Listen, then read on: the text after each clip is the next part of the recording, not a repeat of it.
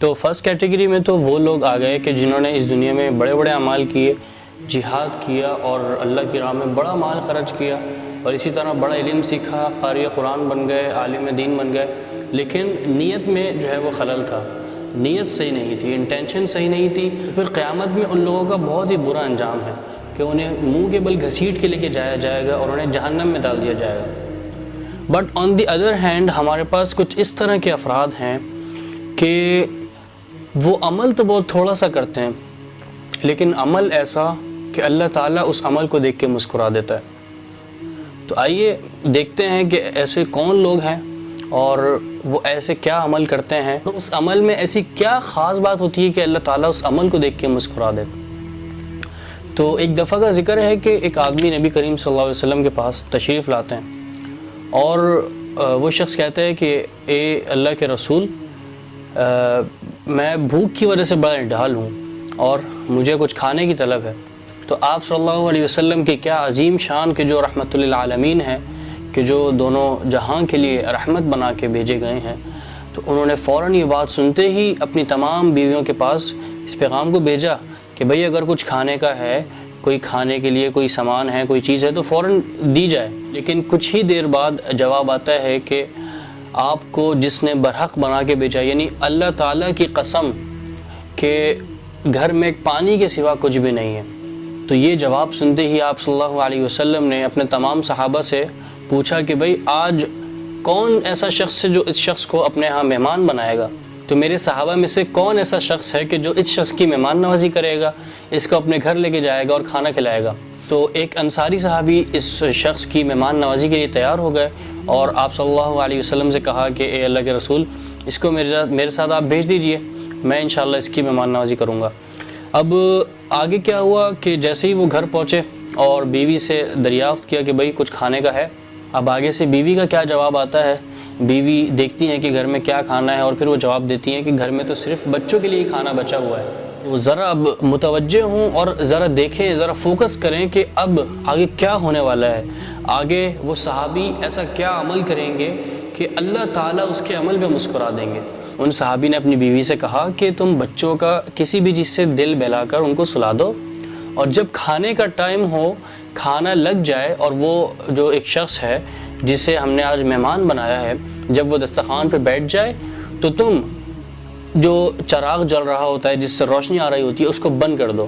اور ہم ایسا ظاہر کریں گے کہ ہم بھی اس کے ساتھ کھا رہے ہیں اور وہ صحابی جو ہے وہ، یعنی ہم اس کی مہمان نوازی کر دیں،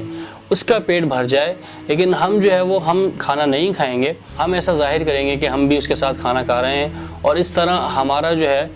ایک فریضہ پورا ہو جائے گا کہ اللہ کے رسول سے میں نے ذمہ داری لی تھی اس شخص کی، تو میں نے اپنی ذمہ داری پوری کر دی، اب میں نے اس کی مہمان نوازی کر دی۔ اب ذرا غور کیجئے کہ جب کھانا لگ جاتا ہے اور وہ شخص کھانے پہ آ جاتا ہے اور کھانا تناول کرنا شروع کر دیتا ہے،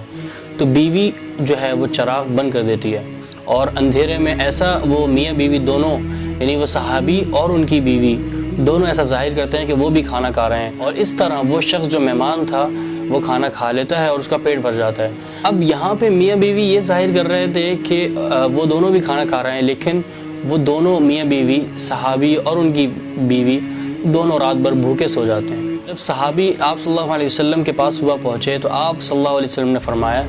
کہ تم دونوں کے اس عمل کو دیکھ کے اللہ تعالیٰ جو ہے وہ مسکرا دیا۔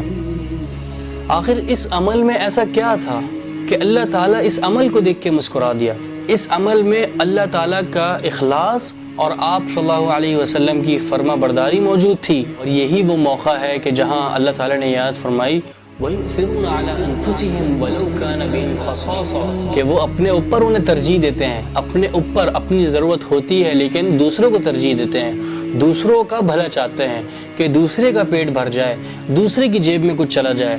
اپنی فکر نہیں کرتے، چاہے وہ اپنی سخت حالت میں ہی ہوں، چاہے وہ کتنا ہی انکمفرٹیبل ہوں، لیکن دوسرے کو کمفرٹ بنانا، دوسرے کی آسانی چاہنا۔ تو یہ آیت جب نازل ہوئی کہ وہ دوسروں کو ترجیح دیتے ہیں، تو دوستو what we have learn from this story, کہ آپ نے کیا سیکھا اس اسٹوری سے کہ اللہ تعالیٰ کے نزدیک عمل وہی محبوب ہے کہ جس میں اللہ تعالیٰ کی خوشنودی حاصل کرنے کی امید ہو اور اللہ تعالیٰ کی رضا حاصل کرنے کی امید ہو، اور اللہ تعالیٰ سے اس کی رحمت کی اور اس کی رضا کی امید مطلوب ہو، تو یہ عمل ایسا مقبول ہوتا ہے کہ اللہ تعالیٰ ایسے عمل پہ مسکرا دیتا ہے، چاہے وہ دنیا کی نظر میں ذرہ برابر ہی کیوں نہ ہو، چاہے وہ دنیا کی نظر میں معمولی سا ہی عمل کیوں نہ ہو، لیکن اللہ تعالیٰ ایسے عمل کو پسند کرتا ہے کہ جو اللہ تعالیٰ کے لیے خالص کیا جائے۔ ایسا عمل اللہ تعالیٰ کو پسند نہیں کہ وہ دیکھنے میں تو بہت بڑا ہو، دیکھنے میں تو وہ دنیا میں کروڑوں خرچ کرے، دیکھنے میں تو وہ جہاد کرے، دیکھنے میں تو وہ اللہ تعالیٰ کے کلام کو، قرآن کو حفظ کر لے، دین سیکھ لے، لیکن اس کی نیت صرف ریاکاری ہو، جیسا کہ ہم نے پچھلی 3 ویڈیوز میں ڈسکس کیا ان 3 افراد کے بارے میں، تو اللہ تعالیٰ ایسے لوگوں کو پسند نہیں کرتا، بلکہ اللہ تعالیٰ ایسے لوگوں کو پسند کرتا ہے اور ان کے اعمال پہ مسکرا دیتا ہے کہ جن کے اعمال میں صرف اور صرف اللہ تعالیٰ کی رضا مطلوب ہو۔